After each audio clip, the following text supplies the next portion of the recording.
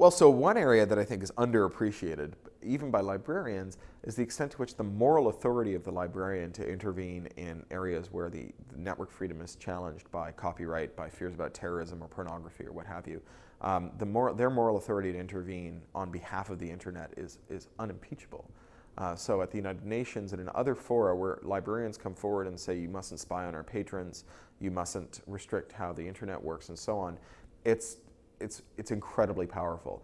But to be really frank, you look like a jerk when you say librarians are bad people. So everyone likes librarians. So this is a vastly underappreciated piece of what the ALA does, especially the people on the policy side in DC and in Geneva for the ALA and for IFLA and for EIFL are terrific. Without reproach. I mean, just absolutely wonderful. Now, I think that in librarian communities, there's been a certain amount of reactionary fear of the internet, unfortunately, as a source of diffused authority where it's hard to know what information to trust and what information not to trust.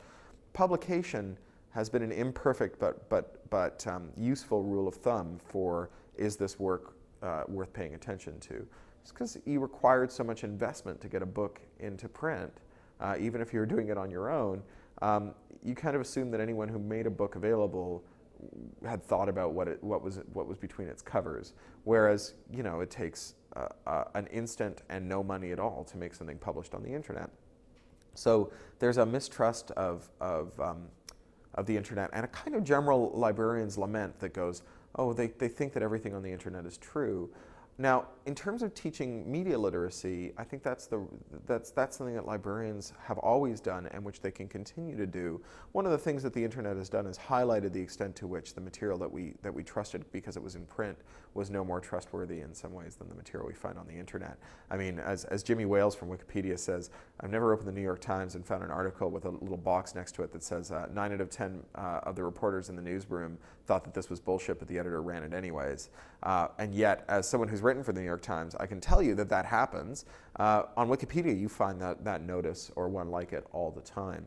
On a one-to-one basis, librarians have a tremendous role in teaching people to understand how the network works, how to find alternate sources of information, how to cross-check information, how to trace down rumors, and how to understand how to personally construct the heuristics that you use to determine what's true or what's trustworthy or what's useful.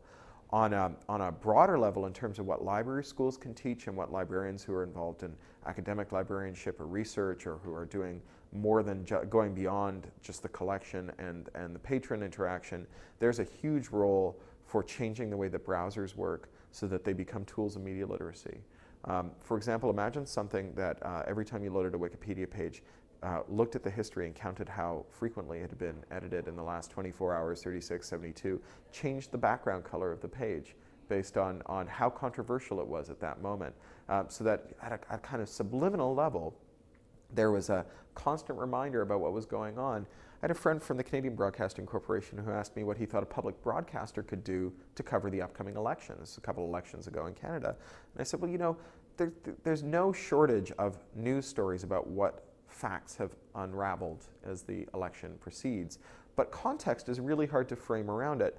And yet there's all these government feeds.